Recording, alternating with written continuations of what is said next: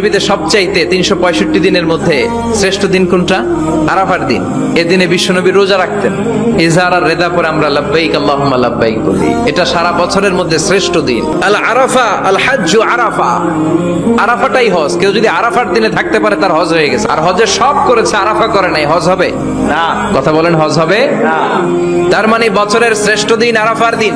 এদিন আল্লাহ এত সংখ্যক বান্দাকে একসাথে ক্ষমার ঘোষণা দেন, বছরের কোন দিন এত মানুষকে ক্ষমা করেন না।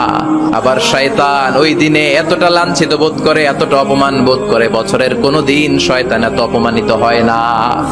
এজন্য বিশ্বনবী বলেছেন খায়রুদ দুআ দুআ ও আরাফা, সব চাইতে শ্রেষ্ঠ দোয়া আরাফার দিনের দোয়া।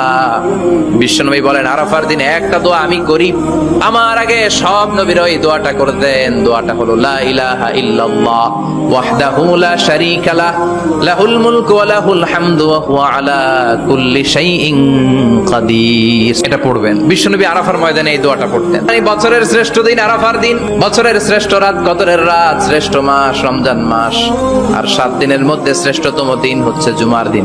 আরাফাতের ময়দানে দোয়া কবুল হয়। কাবা ঘরের হাজরে আসওয়াদের কর্নার, কাবা ঘরের দরজা, দুই জায়গার মাঝখানে একটা জায়গা আছে, এটার নাম মুলতাজাম। সুযোগ হলে ওইখানে দাঁড়িয়ে ওইখানে টাচ করে শরীর লাগিয়ে দোয়া করবেন, কবুল করবে কে? কিন্তু সুযোগ পাওয়া যায় না। এক মাওলানা সুযোগ পাইছিল, ধাক্কাধাক্কি করে কোন রকম গেছে, যে একটা দোয়া করছে আল্লাহর কাছে, আল্লাহ জীবনে যা দোয়া করছিলাম আর যা করবো সব কবুল করে নাও। আল্লাহ জীবনে যত দোয়া করেছি আর যত দোয়া করব সব তুমি কবুল করে নিও।